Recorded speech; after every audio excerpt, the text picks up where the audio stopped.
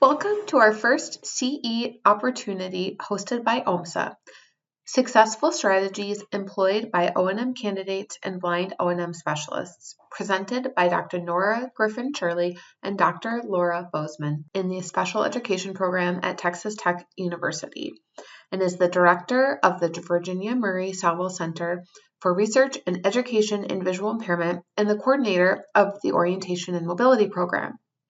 Over the years, Dr. Griffin-Shirley has served as the co-principal investigator on grants, has published articles and books, made numerous presentations, and received awards and recognition.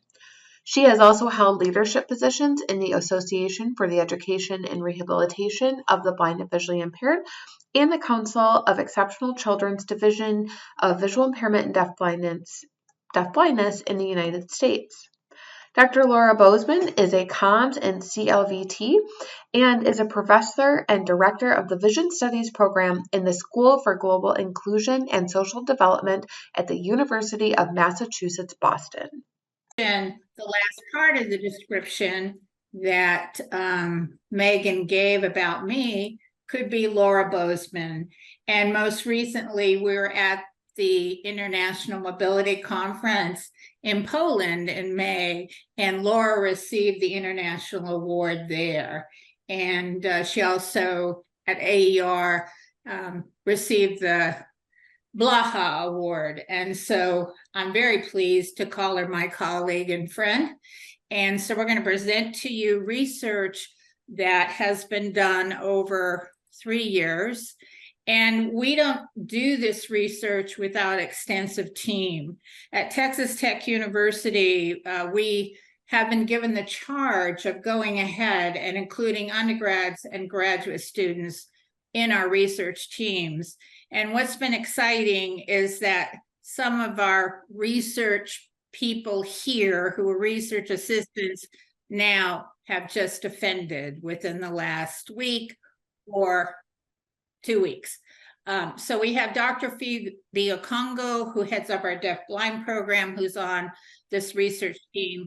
Tay Wynn, who is now, was my RA and is now Dr. Tay Wynn and has moved on. Chinamso also is a research assistant who is now, last week, successfully defended. Gabriella Davis is our videographer, and then Jim Gaddis is the actor with a visual impairment.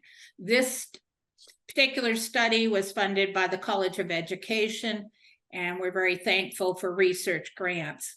What I'd like to do now is to just have you think for a minute and to go ahead and share with us, what accommodations do you expect from university's Office of Disabled Students for O&M students who are visually impaired that are taking our blindfold simulation classes, or I call them cane courses?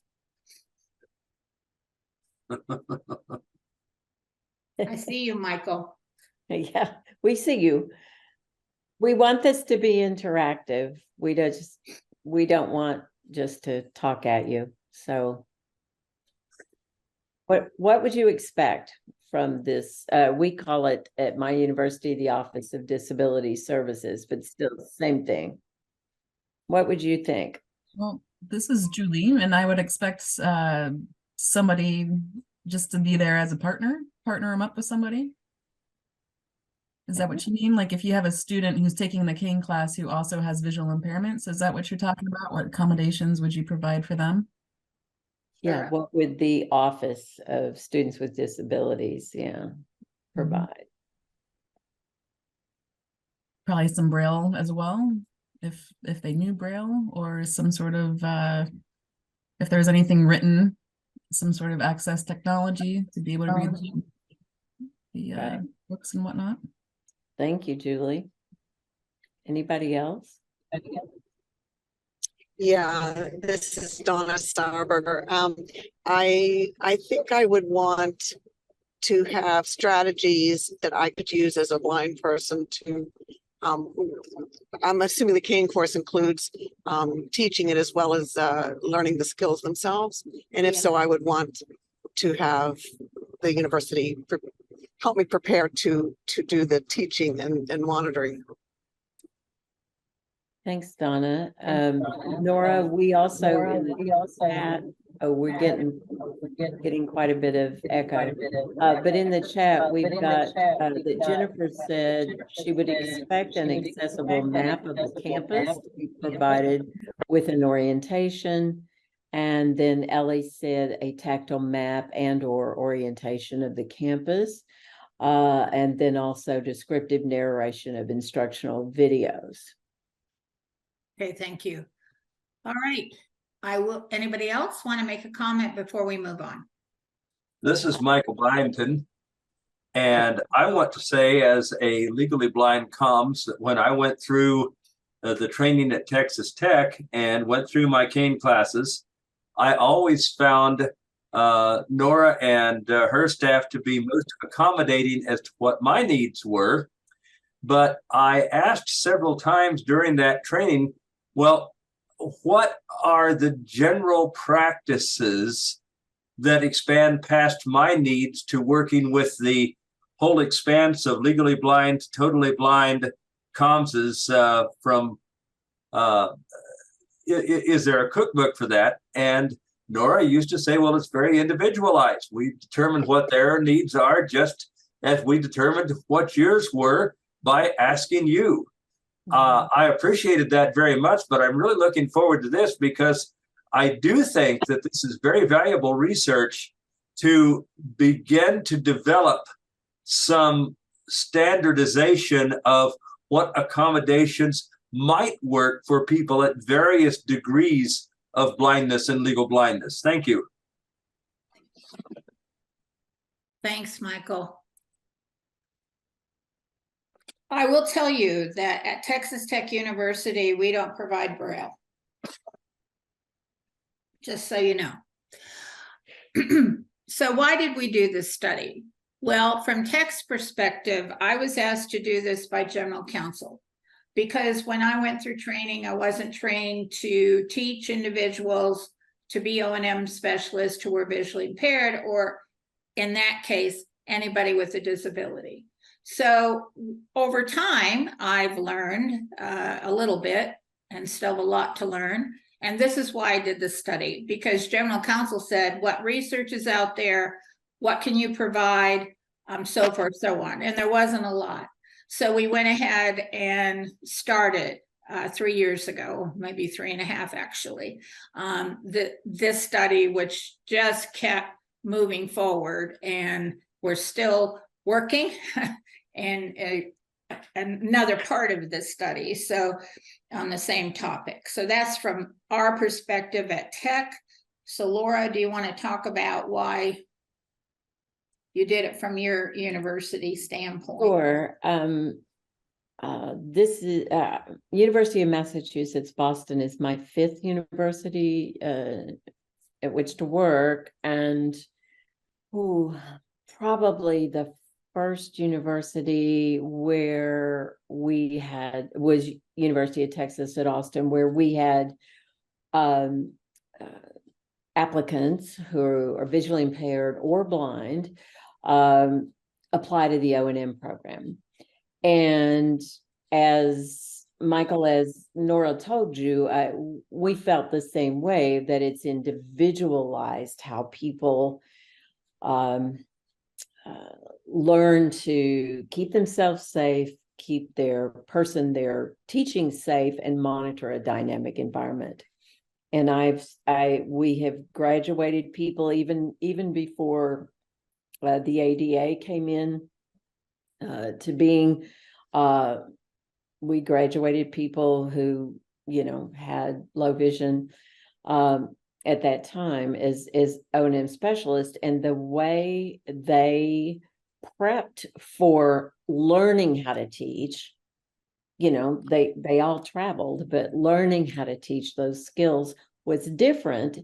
And at one university, not University of Texas, but at one university where I worked, someone in HR kind of slapped my hand saying that I can't do anything different for people who happen to be blind who are applying than I do for anybody else. And I kind of understand that, but I will tell you that I was not a good rule follower at that time. And there was a gentleman in our program, and we spent a whole semester prior going through different ways he can monitor things like cane position. He really had he had retinitis pigmentosa and I believe a 2-degree field in one eye. And if the lighting wasn't just quite right, then he really, according to him, did not have any usable vision. So we just did different things, positioning on stairs and different things like that. And that's kind of why I got my hand slapped, because I didn't do that for everybody. Didn't do that for the sighted students, didn't do that for anyone else. So, but we found we needed to do that. And so this really made sense to me when Nora and I were talking about this research. It made great sense to me, because I certainly don't, at my age, need to be sued by anybody. But I also feel like all of our students who come into the program, sighted, blind, or whatever, need individualized help and assistance. So, and support, I guess support is the better word, to go through this program. So that was mainly, we just didn't know exactly what to do. And we don't believe, I don't believe even now, that every blind student who comes in is going to teach and monitor and protect and ensure safety and all. Well, you can't ensure safety, but try to be safe the same way. It's going to be different. So that's why.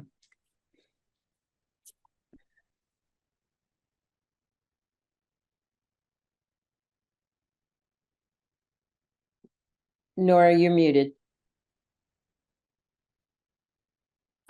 Okay, so the objectives for today, we just want to share what we've found in regards to the faculty that have responded to us, the voice of people who are visually impaired that are members of NOMC, and then also our direct observations of people who are visually impaired teaching.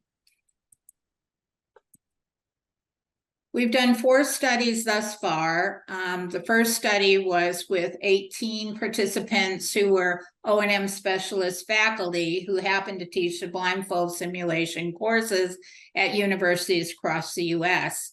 And we basically surveyed them to find out what teaching strategies, non-visual skills, and accommodations were used to teach O&M students with visual impairments. And then from there, we did study 2, which was basically a survey that went out to 15 certified NOMC O&M instructors who were blind. And the return was, we sent out more than 15, but we got 15 back. And then study 3 occurred during COVID. And so really study 3 and 4 were proposed as one study and was funded by our College of Education, as I said earlier, but we couldn't do it because rehabilitation centers in many cases were shut down. So what we decided to do was go ahead and interview instructors who were visually impaired via Zoom first. And then after that, we went ahead and we actually traveled to 3 O&M specialists that were visually impaired and certified by NOMC.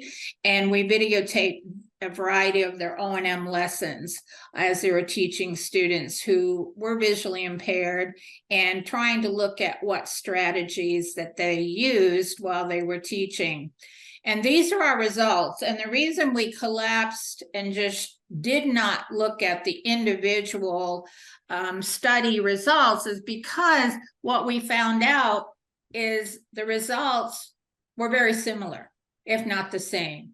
And so these are the results. The instructors use auditory monitoring, tactile monitoring, instructor positions, equipment and materials, obviously, and accommodations. And accommodations was not always seen, especially the NOMC survey group, as a positive statement.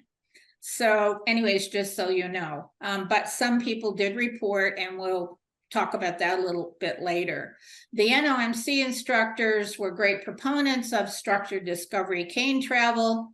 The equipment was identified by study participants to help with O&M lessons, and data collected in all the studies basically substantiated results of the interviews, and also what we saw as far as the teaching strategies in the videotapes.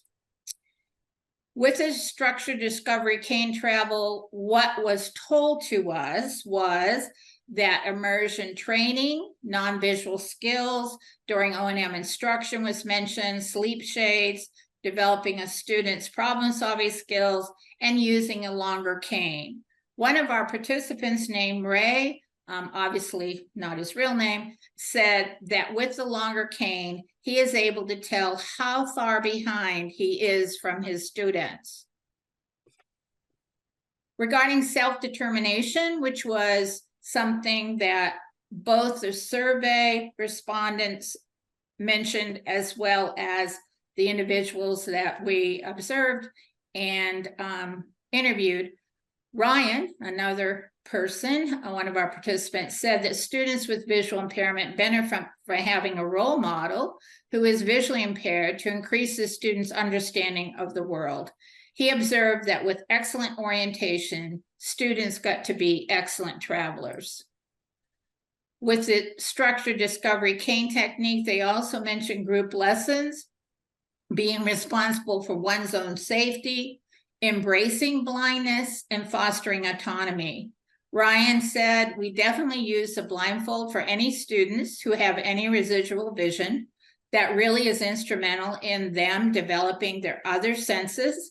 So with the use of the blindfold, then as they learn how to adapt and adjust to the outdoor travel, then the auditory senses, the olfactory senses play a part at times in helping to figure out their environment. Overall and total development of the sensory array, the students really become confident travelers. Other quotes in regards to Ryan talking about fostering autonomy, I'll have meaning there. Students that say, when they would cross, I ask them, do you feel like you're ready to try some crossings? Let students decide if they are ready to try. Ryan also stated, we do not particularly teach a human guide. Blind people are ordinary people who just happen to be blind. When we talk about auditory monitoring, what we found was it's used to determine traffic flow, to monitor the instructional space, and to monitor cane tip placement. Brian, another participant, said, I'm monitoring all of those cane aspects as well as the sound the cane is giving off in terms of texture.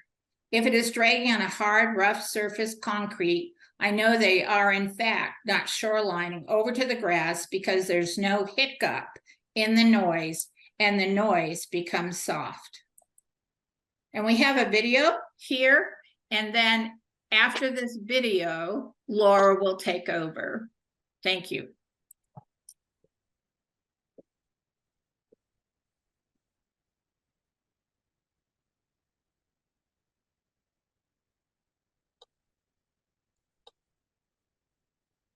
What is happening is that there is a blind instructor behind the student hearing the width of the arc as the cane taps outside the student's shoulders. Right. We weren't able to hear the sound, Nora. I don't know if that. Oh, sorry. I have it up as that's okay. I have it up as high as it will go. Oh, okay. No worries. Well, there is everybody... tapping going on, and I can hear it in my office. That's good. Sorry, people. The participants talked about that particular noting the arc width auditorily, because if they're behind the learner, then the learner's body sort of muffles the sound, and they can hear the arc when it's just outside on the right, outside on the left. And so it was kind of nice to get that video of it. Further quotes about auditory monitoring. One of our participants, Brian, Says, I'm monitoring all of those cane aspects as well as the sound that the cane is giving off in terms of texture. If it's dragging on a hard, rough surface, concrete, I know that they are in fact not shorelining. This is just what Nora had read before, and the noise becoming soft. Okay, Nora, if you don't mind the next one. Okay, let's see if this one has sound. Okay, I'm not able to hear the sound, but you can typically hear when he's on the concrete. This is a gentleman who's using a cane, walking and shorelining, and he's going from the concrete to the grass. The grass is on his right, and the blind instructor is behind him. And that is one of the ways that the participants said that they were able to monitor if someone was veering away from the shoreline. They can do that auditorily because they're hearing concrete instead of concrete and grass, if that makes sense. Laura, there is a chat that says, in that video was the instructor in physical contact with the traveler. No, she is following behind him. And she has her cane that's behind him, but she is not touching him, and she's not speaking to him. If you can hear the audio, you would know that, but no, she's not speaking to him. Hey folks, this is Tess. I just want to know if there's a button that you might need to hit on the sharing screen that allows us to hear the videos. You do what, Tess? There's a button that when you share your screen, there's a button you have to click for us to be able to hear the videos, just in case that's an important feature. Okay. That would be.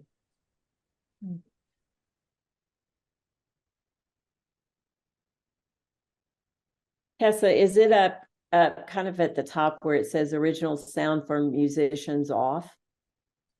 You have to stop sharing your screen, and then when you click on sharing screen again, there's a box on the bottom left that you need to click on. Okay. And then all the sound should be heard. Thank you, Donna. I tell you what, my suggestion is let's see how our time goes.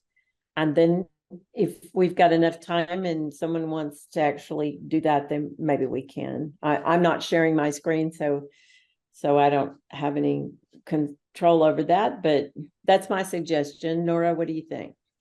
I didn't quite hear it. She said because of the noise.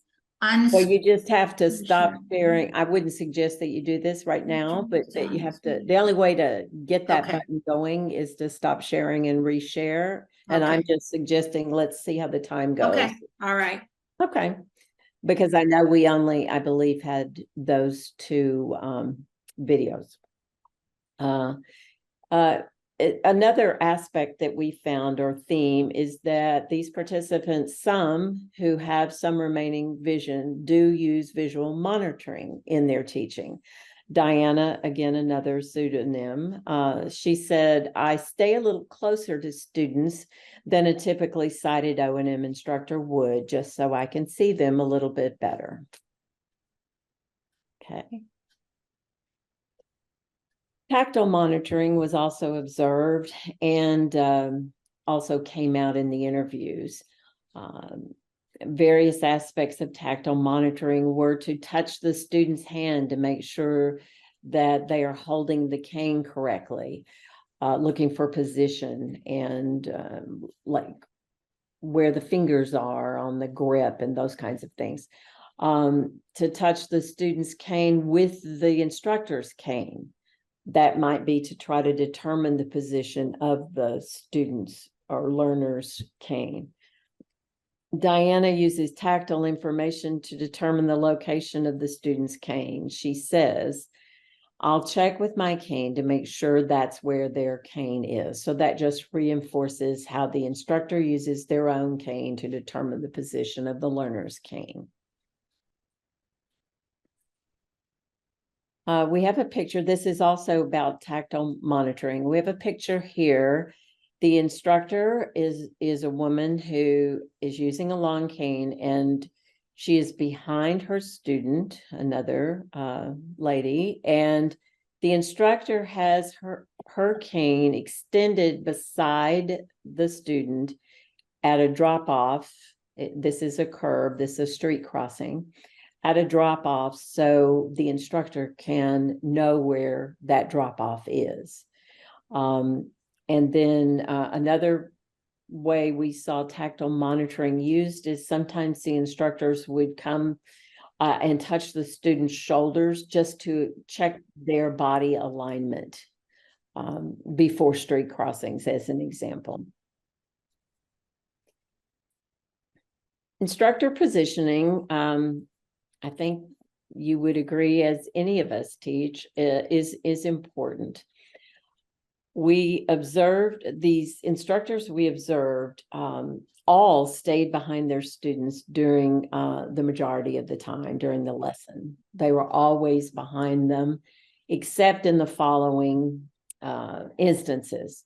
They would move closer to their students when analyzing intersections, when the student was getting ready, preparing to cross. And so they would be analyzing, and they were closer. They moved closer to their students when the student was negotiating the parking lot. They moved closer when the student was locating the curb, anticipating that drop off, and making sure that the student located it. Correcting students or supporting students when they veered in the street, they would move closer. Instructors often place themselves between the students and the parallel traffic. And we did observe that sometimes the instructor would put the cane between the student and the parallel traffic, parallel street at the last minute. That we worked on how this is worded, this last one, because I think it's a little bit hard to imagine, but this would be sort of someone's crossing a street and they're veering a bit toward the parallel traffic and a bit toward the parallel traffic, and then the instructor would put their cane out to the side of the person who's crossing the street, just like a little bit of a bumper, just at the last minute, trying to, again, hope that the learner would listen, realize that they're headed toward it, and correct their line of travel. Some of the equipment that participants indicated they used, some of this was for auditory things to make a sound so that the instructor knew better where their learner was. Examples are a giant key ring on a carabiner. One participant talked about using a cat bell, having the learner have a cat bell. A compass was certainly used for determining directions. A cell phone, some of the participants talked about giving their learner a cell phone if their person did not have a cell phone, so that they could at times connect with them and communicate when they weren't just right there. A walkie-talkie for the same reason was used. A clicker, again, to make noise, and certainly using tactile maps. We have a picture here of a, what is that, Nora? Is that a Braille compass? It doesn't look like a Braille compass. Yeah, it's a talking compass. It's a talking compass. Okay. I've just not seen one. Talks in English and in Spanish. Yeah, I just realized I wasn't positive what that was. There's also a picture of a tactile map kit, being able to use that tactile map to demonstrate, as really any instructor might do, demonstrate the shape of the intersection or the route. The Wheatley kit from APH. Yeah.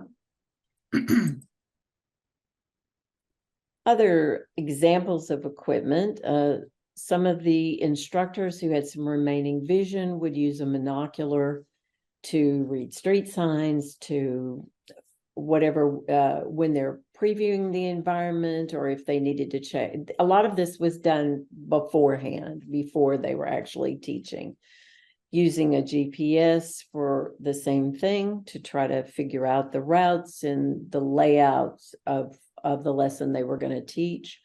Both YouTube tiles and Bluetooth locator tiles were also used. Some instructors used the Aira app, again, to understand more about the environment as they were preparing to teach. And the electronic or Braille format embosser was used as well. And equipment was also noted in the use of the cane, the rigid cane, for the people we talked with. This is a picture here of an orange vest with reflective tape on it.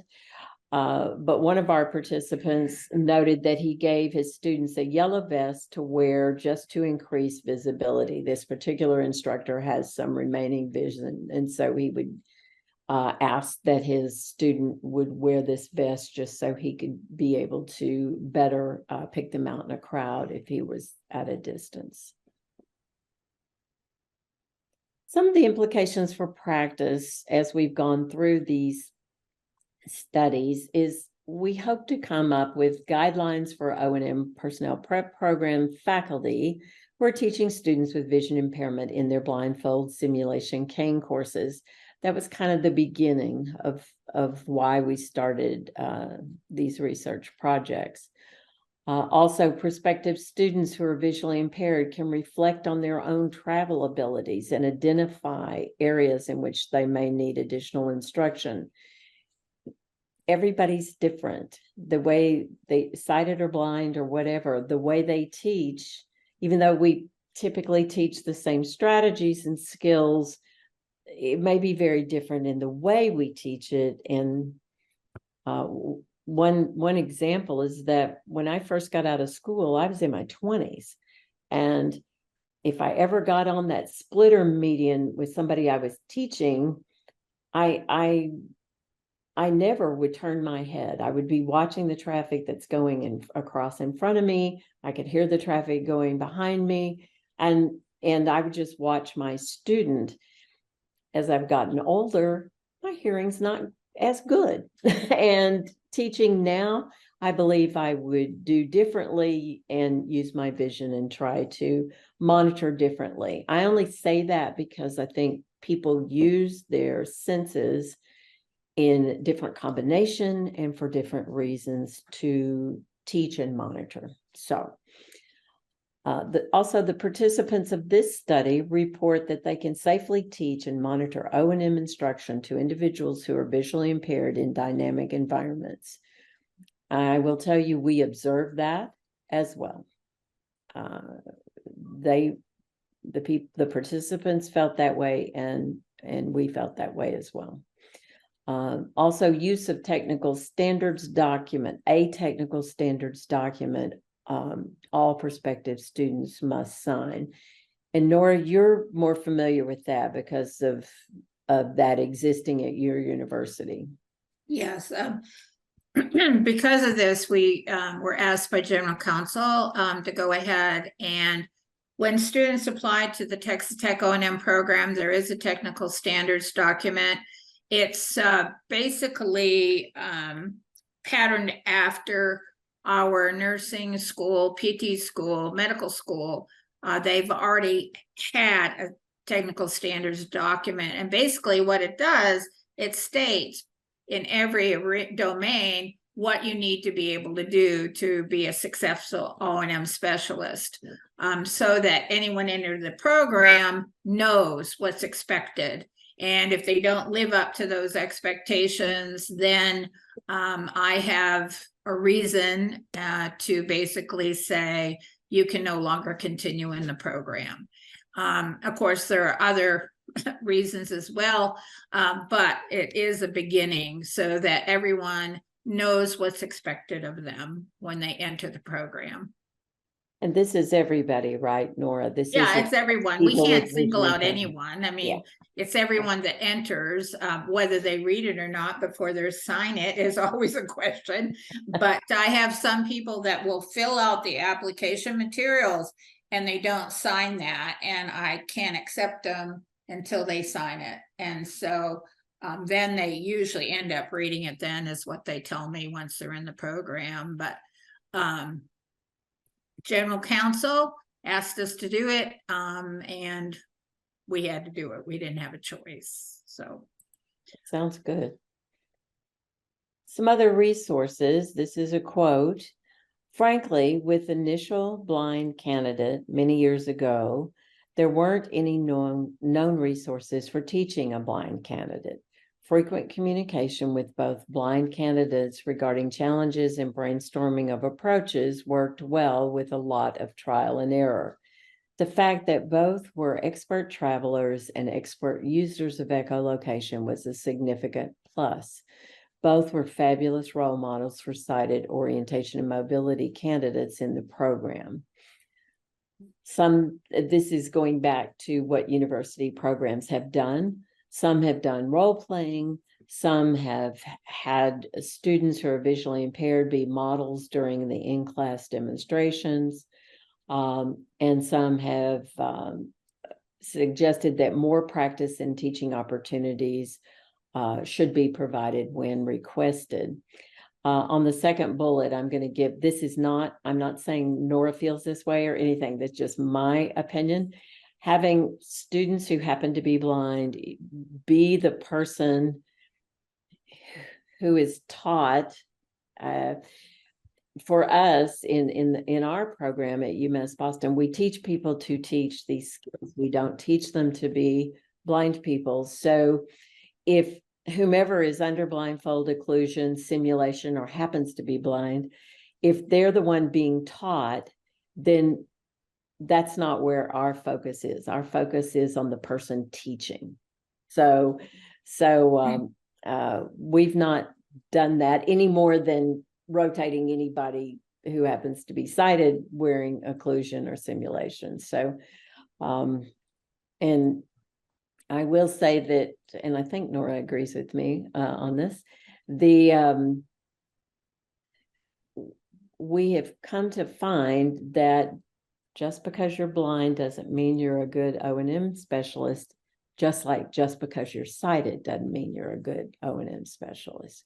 So we just really wanted to reach out and try to find some of these non-visual skills to see how they were used and see how this went. So it was good from that aspect. Okay. This slide is about accommodations, and we have a picture here. It's taken inside of a shopping mall. There's a man with sunglasses, and he happens to have a guide dog, a yellow lab, because one of the accommodations that was mentioned from the participants was the instructor used the guide dog in prepping for their lesson. Not when they were teaching, but in prepping for their lesson to find out more about the environment, do the routes, etc. Also, one of the participants talked about using a private driver. He has a driver because he doesn't drive. So he has a driver in his work, and it's a person he's worked with for many years. And he also uses that driver to gather visual information about the environment. Sorry, I was reading the chat. Oh, good. Yeah, I don't see anything in the chat. So they want me to share the standards document, and I can do that. Yeah, I think that's a great idea. Yeah, Nora, I'd like it too. Okay. I'll try to put it in the chat. If not, I'll send it. Okay. All right. Okay, so we're going to leave you. Well, we're not going to leave you, but we're going to end up with this last question just to think about it. How does any person monitor the safety of persons who are visually impaired while teaching O&M skills? How does anybody do that? How do you monitor the safety of the person you're teaching while teaching O&M skills? Yeah, go ahead, Jane. I'm sorry. I hope I get to listen to this recording because I was on the road coming back late from Oklahoma City and I kept getting dropped off the call. But thank goodness I got in on this part of it. Probably the second most valuable thing that I got out of Louisiana Tech was the non-visual monitoring exercises, because they weren't just one semester or a few hours. It was ongoing. Every time we put a blindfold on, somebody was in charge and somebody else was either following or being the student. And we did all kinds of things under blindfold for each other, to each other. Some of it was hilarious. I am 4'9", and we had this game. We had a version of Follow the Leader where the followers had to pick their canes up off the ground about 2 inches.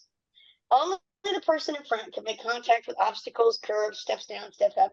Everybody behind you had to listen to your cane, listen to your feet, and not touch obstacles with their own canes or bodies.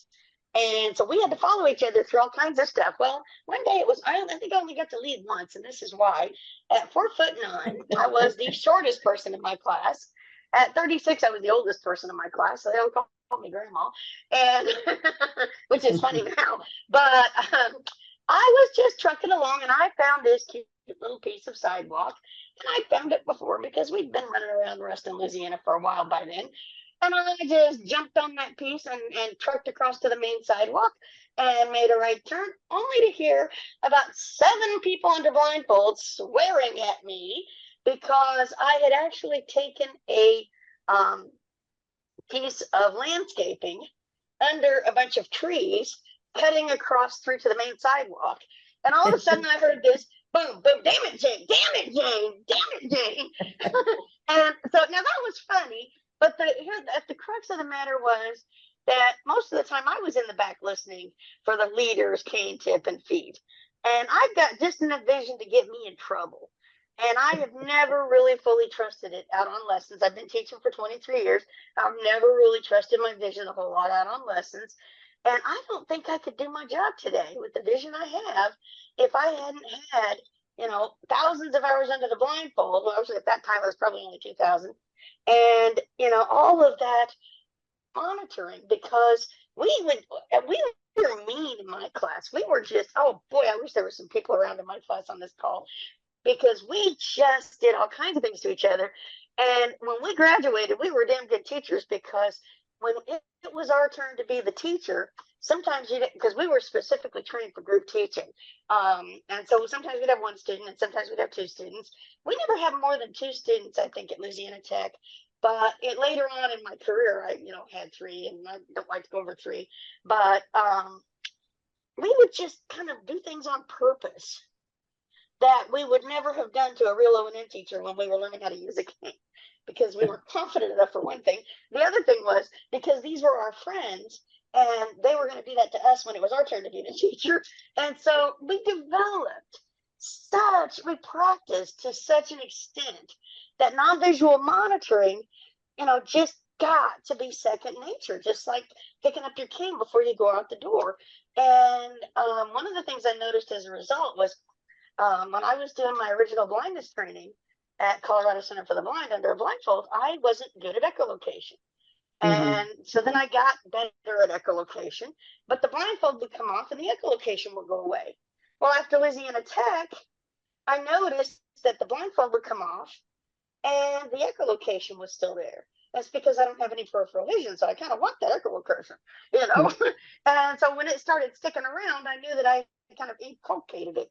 And so I think if you're going to be a blind person, whether you identify as a blind, visually impaired, if you're legally blind and you want to teach cane travel, there are 2 things you need to do. You need to get so damn good with that cane that I could turn you upside down in a foreign country and you can find your way home, which I could still do even at my age. And you need to practice monitoring under blindfold, even if you don't actually teach lessons under blindfold, which is the reason that we really did all the blindfold lessons when we were interns, was just to get us ready for that point because if you don't drill until it's automatic, how are you going to prove to your students that it can be automatic? You know, Sure. and when you talk about monitoring safety, safety needs to be, your own cane skills need to be so spot on that you don't even think about whether you're in the right spot. My cane's in the right spot. I've identified my hazards. You're already thinking about your student, because all of the stuff for your own safety just came automatic, because that's how much you've practiced. And that's what it takes. Now, even a sighted person, if a sighted person becomes inattentive, you're going to let your eye stray to that 1964 red Mustang convertible that's gone by, and your student's going to trip over something. You know, so it's the same thing. You've got to get so good. If you don't reach that ability yourself, you're not going to pass it on to the next generation. Oh, thank you, Jane. That makes some good sense. I appreciate it. Donna has written in the chat, great information. Thank you. Great that you're studying this. I'm curious if wearing a sound maker like a bell would affect the student's ability to learn to use their hearing while traveling. It's a good question.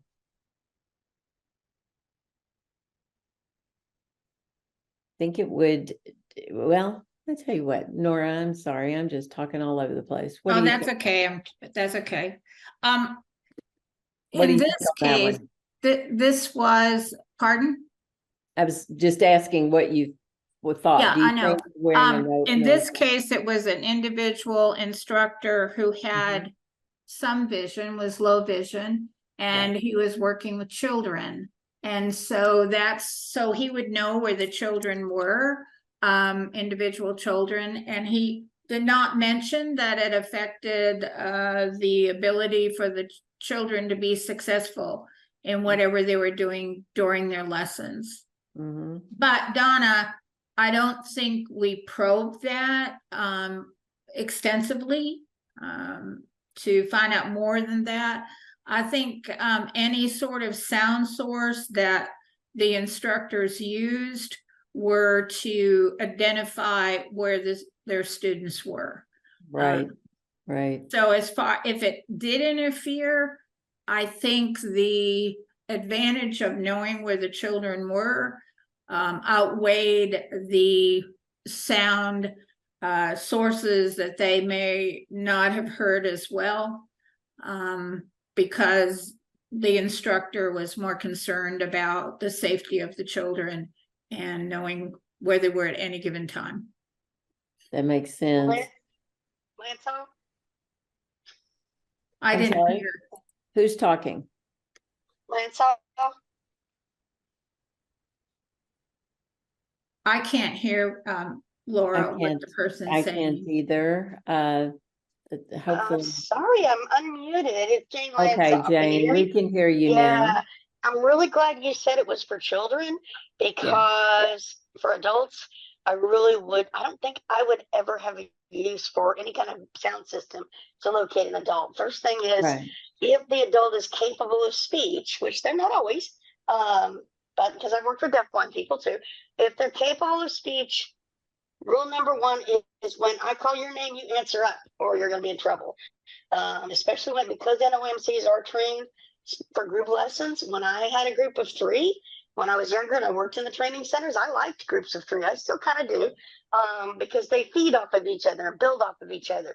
But if you don't answer up, I'm going to put you behind me, and I'm going to concentrate on the other 2 for about 2 or 3 blocks, and then I'll put you back in front and see if you can learn to answer up when I call your name. But with little kids, not only might the bells, they're going to help you with a darting child, but here we go with the echolocation again, Jane and her echolocation. We have a book by Joseph Cutter called Independent Movement and Travel for Blind Children, a promotion model. That's one of our textbooks now, but Joe didn't write the book till after I got out of college. So I had to get it and read it and love it. And now I don't get to work with little kids, so it really irritates me.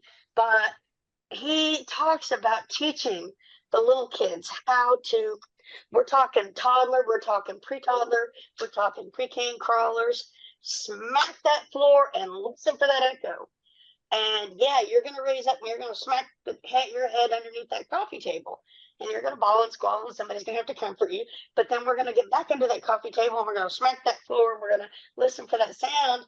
And then all of a sudden, it's going to dawn on these little guys, just like it does when they can see, that something's different. And if you're having different sounds on each child, if you're working in a daycare or something and you're monitoring more than one kid, or just that one kid that you need to pick out of the rest of them because that's the one you're working with, that bell, that echo, that sound is going to give them information about their environment, especially if they're pre-K. And so I'm really glad you said it was for kids, because I kind of raised an eyebrow for a minute there. Right. And I thought, wait a minute, kids, that is terrific. I just, all of a sudden, it was like a great idea, Yeah. Oh, thanks. All right, I'm going to mute again, give somebody else a chance to talk. Thanks. Eileen? From your research, I know that both of you have had students who are blind and visual impairment within your program. So the information that you gained through your research, I'm sure you've implemented within your program. But how do you work with cooperating teachers or intern supervisors to establish these techniques and to work with the university student during their internship? Well, when they go in, I'll just give you my thoughts. Eileen, when they go into their internships, they're ready to go into the insert. Unless are you saying, what about somebody who's maybe a little nervous about having someone who has a vision impairment? Is that what you mean? Yes. I gotcha. Yes, we have had that before. And we just talk with them. It's usually Derek and Paula, mainly Derek in my program. But there's a lot of meeting time for any student we have going into an internship about maybe this person needs a little more structure, or this person needs, doesn't need that, or whatever, just trying to tailor that internship for them. But we usually just in talking get them prepared. And the last time I can remember this happening was probably 2 years ago, right after we were sort of coming out of COVID. And the person at the agency, it didn't even take a week before they realized, this person teaching just in many ways, they're doing it just like any sighted person would. They're just using some different methods to gather the information, like the auditory things we were showing here. So is there some type of preparation you give to the intern supervisor on what the techniques that this instructor might be using that would be different from those of a sighted about what they do? But the techniques are the same, but the monitoring parts and things like that, we might tell them how they do that a little more, or the actual intern can tell them how they do it. But it's this, for us, it's the same talk about, hey, I want you to get to know Laura. She's going to be your intern, and here's some things to know about her. Okay. She talks a lot. She, those kinds of things, and just prepping it. But it's not that much different, except if there's ever somebody who's just a tad nervous. I'm finding that people are much more, I guess, just used to it now, that people with varying abilities, whether it's sensory or not, are going through these programs, thank goodness. And everybody just does it a little bit differently. That's what the question that we don't have up right now. And Michael, I see you. Thank you.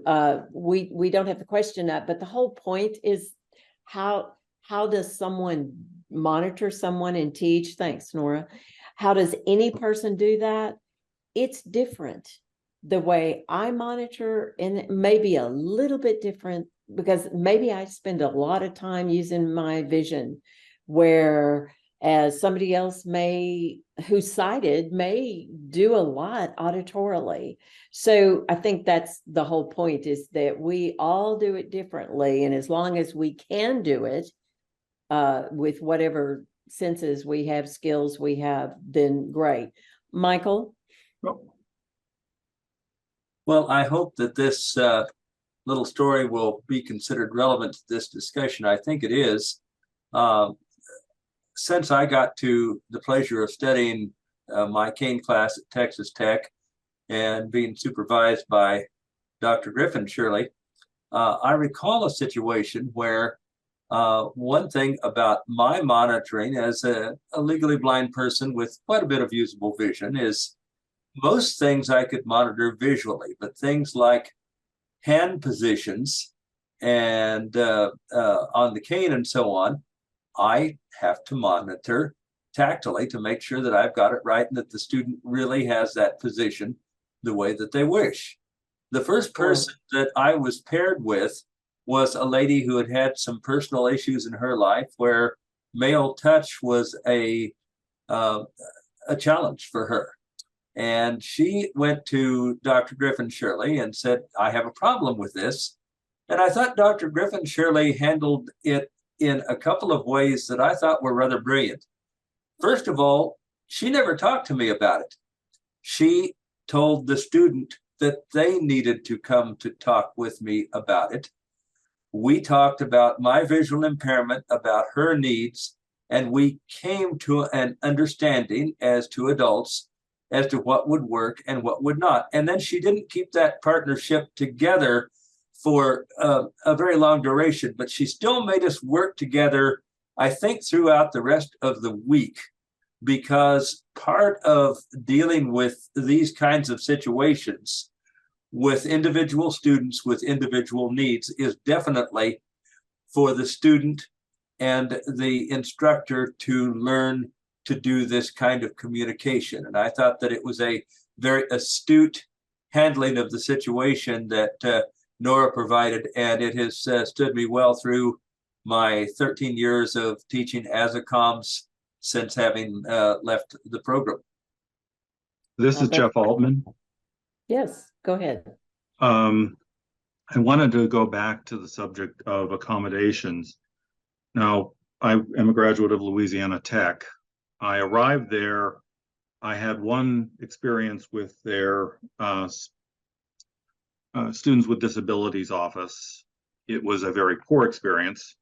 And so basically, because of the training I've had in structured discovery as an approach, I took care of all of my own accommodations. Now, the organization did provide access to Braille. I'm not a very good Braille reader, so that was not necessarily useful to me. I hired my own readers. I hired my own note takers. I took notes with a Braille and Speak. That should give you some idea of how long ago this was. I also talked with my professors, arranged to take exams with readers that I hired. And basically, the school was not involved. I did not use their computer system since they had Windows 95 and JAWS 3.3 as the accessibility. And I learned to deal with those things. And this was something that all of my cohort that were blind also did. Well, I had one classmate who used a reader provided by the student services. Turned out that individual didn't know the various symbols in the statistics class, and so she had to retake the test because it wasn't possible to take it with the reader that they had provided. And so I think that part of what we need to recognize is what kind of skills the person brings to the learning process before they enter into the program. An individual that's not ready to take those things on is probably not ready to go to work once they're done with the training. I would agree, Jeff. I think that makes some good sense. I will tell you that our Office of Disability Services at UMass Boston, they're great. Do they know how to support people with vision impairment? Not a lot. They, thank goodness, defer to us in the Vision Studies program, but they are there to, and they certainly would not know what a person might need who's coming in, who happens to be blind and is coming into a cane class or a cane course. And quite frankly, we wouldn't know either, because it depends on the individual person. That's kind of what this question is about. And as Nora mentioned, we had some of our participants strongly disagreed with the term accommodation, saying, look, we just come in, we're people, and we're smart, and we're ready for graduate work or college work if it's at an undergraduate program, and we don't need accommodations. So I do understand that. That's why Nora mentioned it, is because these 2 accommodations that came out in our 4 studies were mentioned as accommodation by the participant. So it's you know, we need to throw that out there, because that's, you know, that's what came out of the research. But we are also sensitive to the fact that, you know, would you say a sighted person needs accommodation? They might. That's what overhead lights in a room are for. You betcha. You betcha. So we're very aware of that, but I'm glad you brought it up, because, and I'm sorry you shouldn't have had to do all that. If nothing else, pay for all that mess yourself. Well, you know, I expected to. Yeah. It did not bother me in the least to have to do it. Yeah. And I think that's a matter of the attitude that, you know, success as a blind person relies on not just having a set of skills, but having a way of looking at the world. And that's why when, as an NOMC, we talk about the importance of being a role model. We want our students to be adaptable enough that they're not going to go to college and expect everything's going to be done for them. Right. And that's, you know, that's a part of the philosophy we follow. Sure. But also, so Jeff, can I ask Dr. Griffin Shirley a question? No.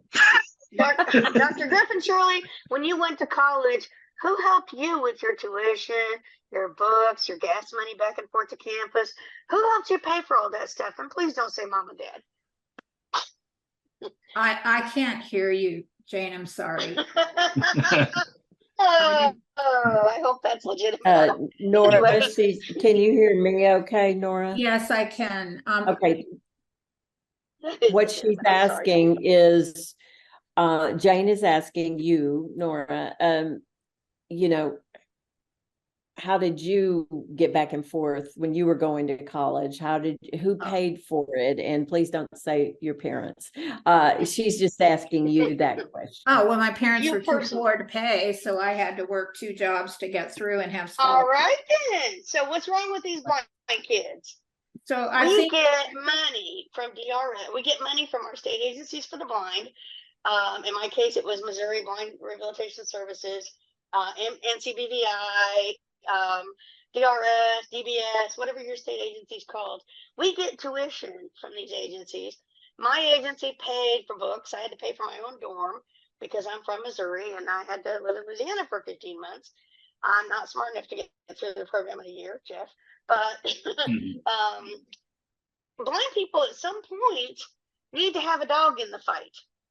And if you want to be a blindness professional and you want to go out there and train up these young blind and visually impaired kids to fit into today's society and make a place for themselves in the world as it is, yes, we still need agency services. Yes, we still need help with this and that, because frankly, Freedom Scientific is way out of control with their prices.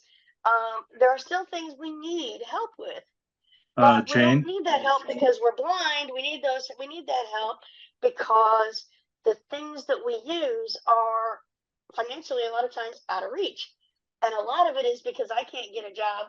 When I was in college as an undergrad, I couldn't get a job at Subway or at Kinko's like my sighted friends did to help with tuition.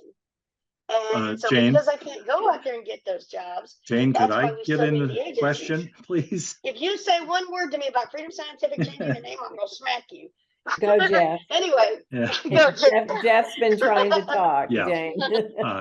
Can I just say something in regards to what you're talking about?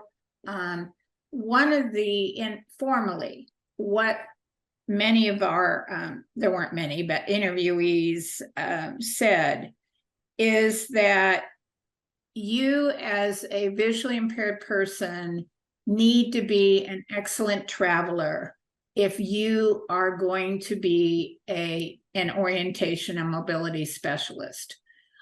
That was from the beginning, and that was said by quite a few of our participants, and we didn't put it in. And then also, as far as what Office of Disabled Students, it really depends on the individual. Here at our particular office, we do not provide Braille. That's something that was given out a number of years ago by our Office of Disabled Students. As far as accommodation, we do have a testing center specific, and sometimes that's successful, sometimes it's not for our visually impaired students during blindfold cane class. They will pay for a reader if you need it, but be extra time on test. Beyond that, they have no clue as to what to do. And so it really comes down to what we talked about in implications for practice, where the person who's visually impaired needs to know what he or she needs. And the best way to do that is when the child is in elementary school and we look at the ECC and we look at self-advocacy and self-determination. It needs to start there and really be reinforced. So when the individual comes to me, the person knows what accommodation he or she might need. Now, when it comes specific to monitoring the safety, Brad Blair, who we worked with, and it's just wonderful, basically says that, that as a visually impaired person, his ability to monitor is radically different than sighted people.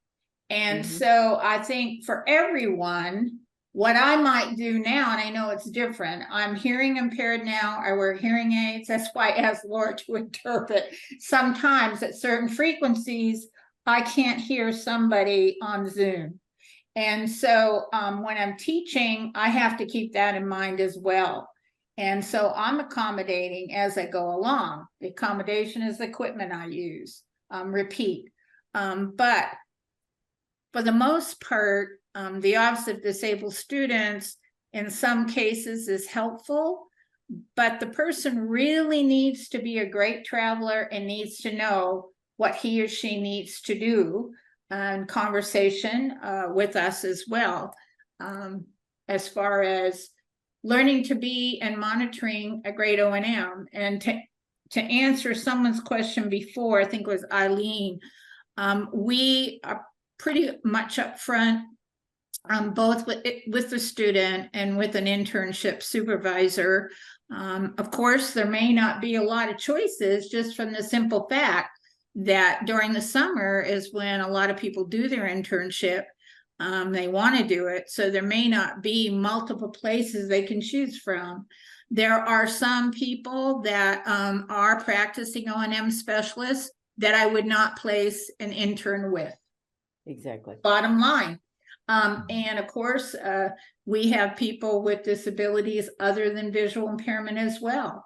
And so that go through the program, people who are deaf, people who are hard of hearing, people that are orthopedically impaired.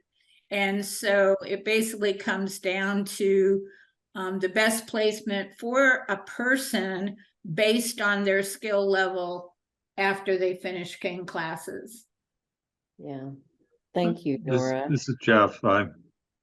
What I was going to talk about, you mentioned about monitoring, and there is a fundamental difference between the type of approach used by COMSs and used by NOMCs, in that our emphasis is on the student developing self-monitoring. We try to move as quickly as we can to within the person's scope of skill at that time to them self-monitoring. And that's why we also have truly independent routes that students do, where they go out and we are not monitoring them. Now, yes, I check on them with a cell phone, as I'm sure my other counterparts do, but we want students to have that actual experience of being out there and using their own skills. And of course, the type of routes that a person is going to be assigned is based on where their skills are at that time. And this really does build a tremendous amount of confidence in those students. Thank you, I'm going to Jeff. go to the chat here. I think. Yeah, Michael, I see your hand, but I do want to catch up a little bit in the chat, so hang on.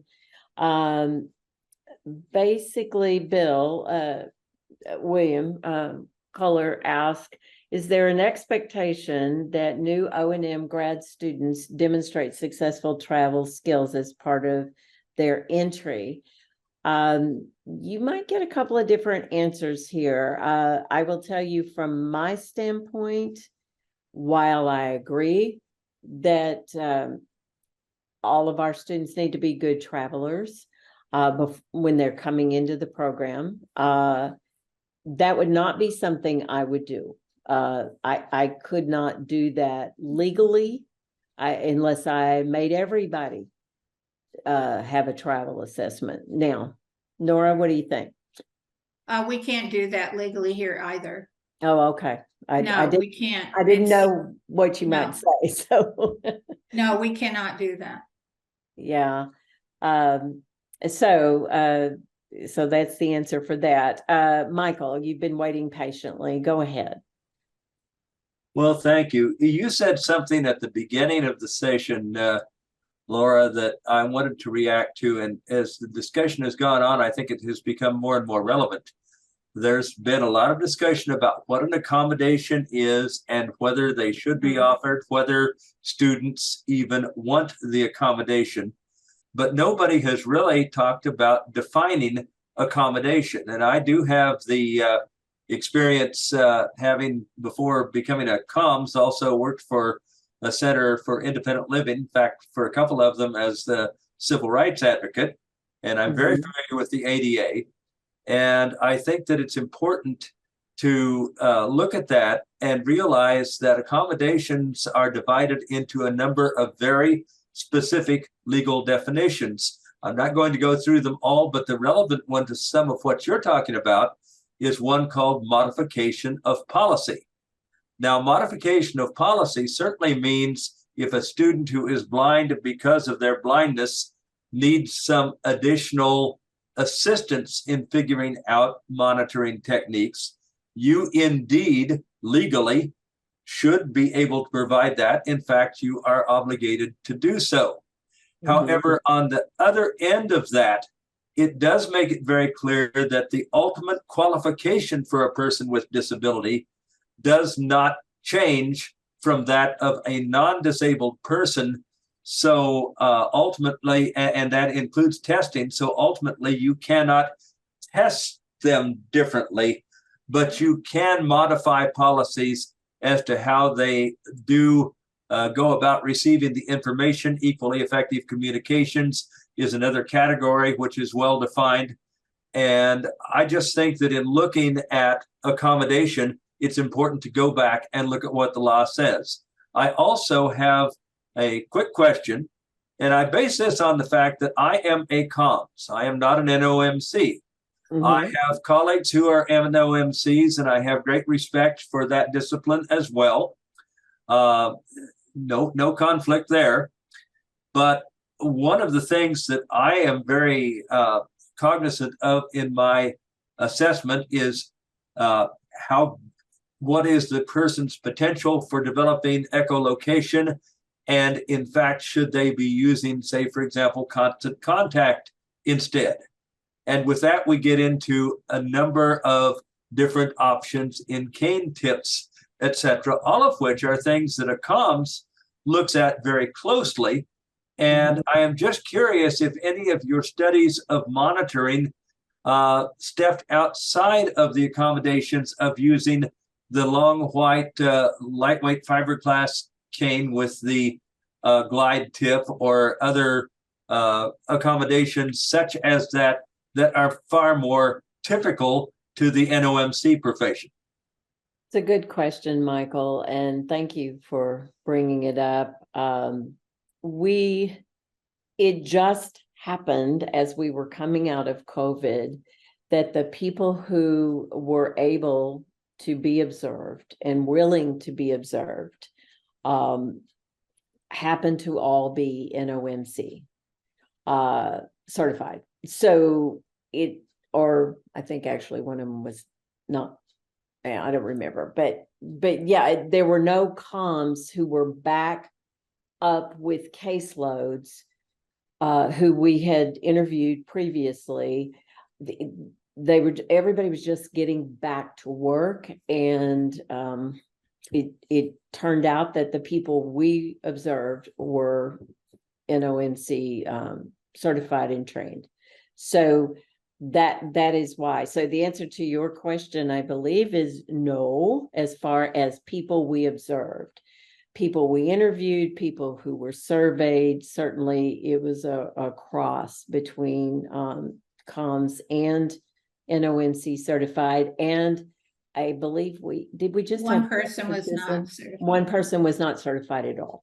Right. So, I mean, and which is certainly fine.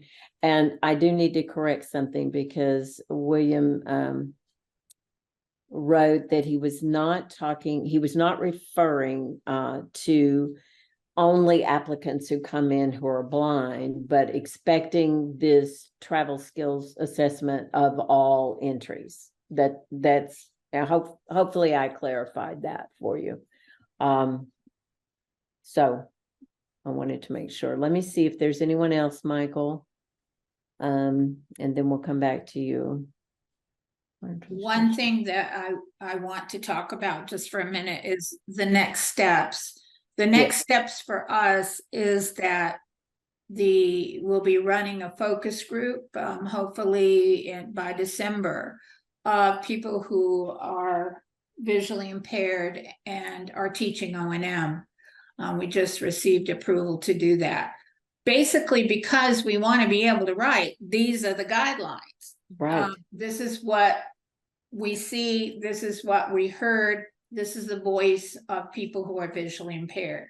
Now, in addition to that, some of you may have responded to a survey looking at attitudes of individuals who are O&M specialists towards visually impaired O&M specialists. And that was spearheaded by Bradley Blair, but it was still the big team that you saw at the beginning of this presentation. And out of 104 people that responded, most people feel very comfortable with blind O&M specialists.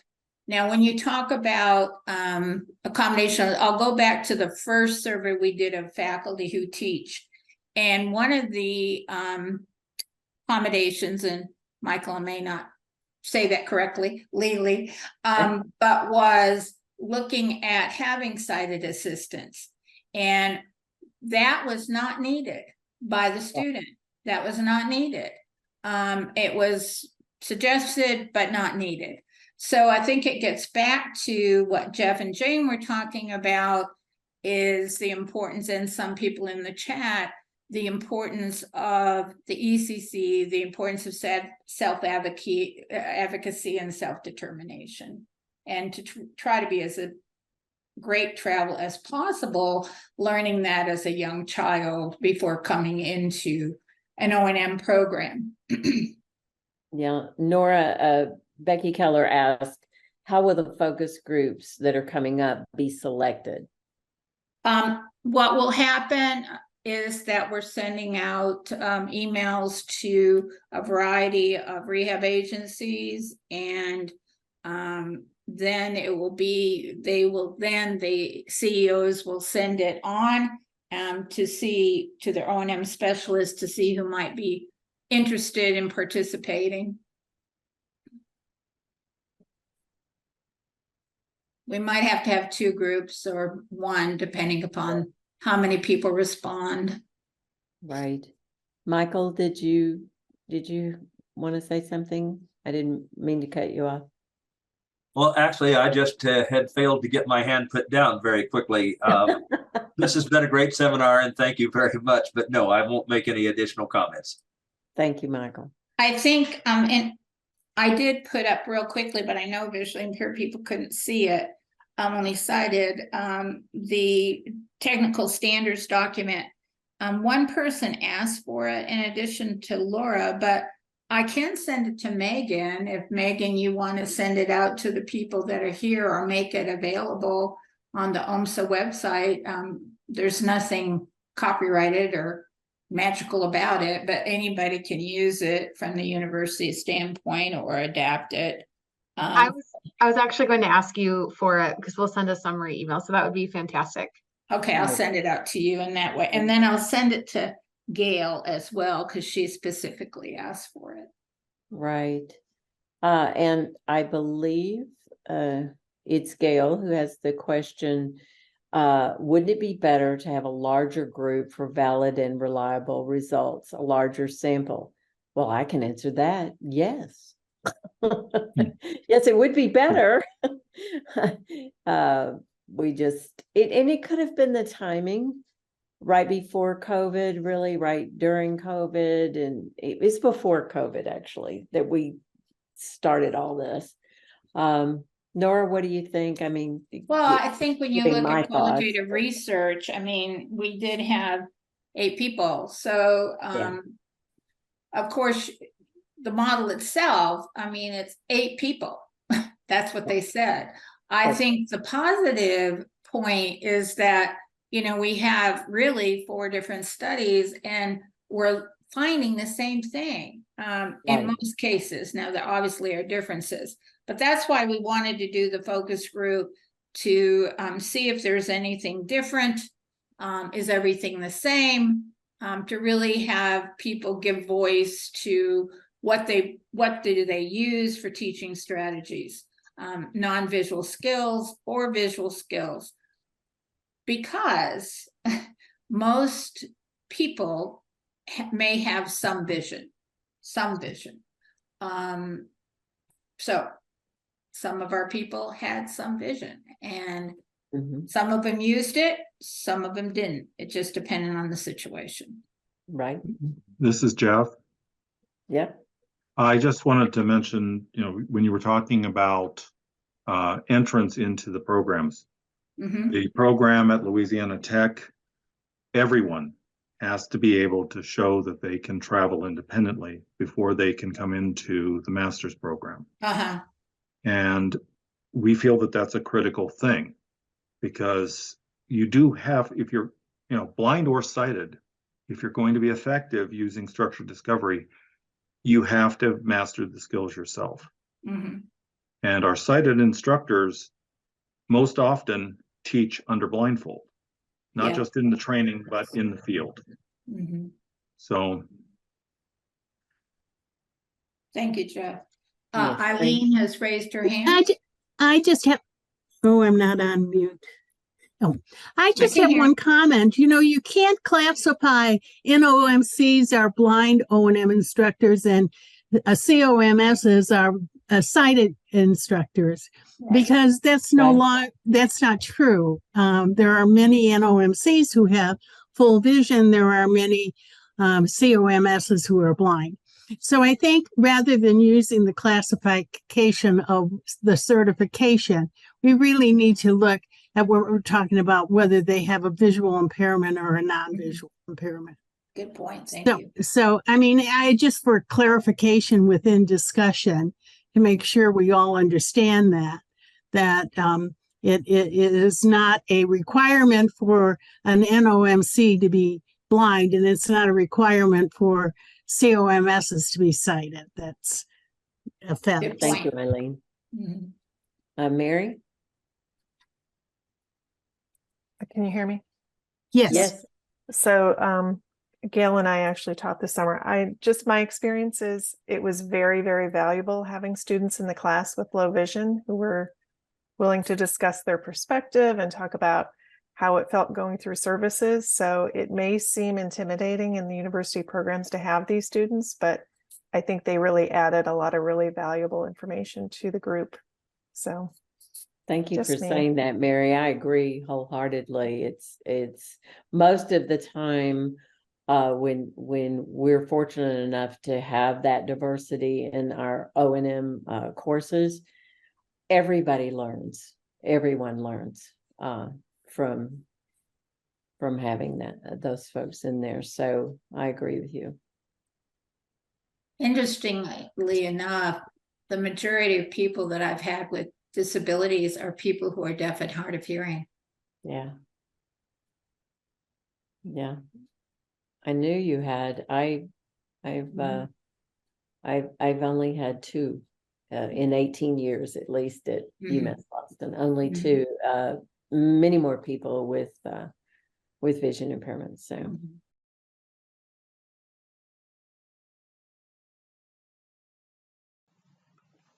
OMSA would like to take a moment to thank Dr. Nora Griffin-Shirley and Dr. Laura Bozeman for sharing their presentation, Successful Strategies Employed by O&M Candidates and Blind O&M Specialists at our first CE Opportunity event. We would also like to take a moment to the presentation attendees for taking time out of your day to join us this evening. To stay in the know of the latest OMSA events, please join our Google group or visit our website at www.usomsa.org. Thank you.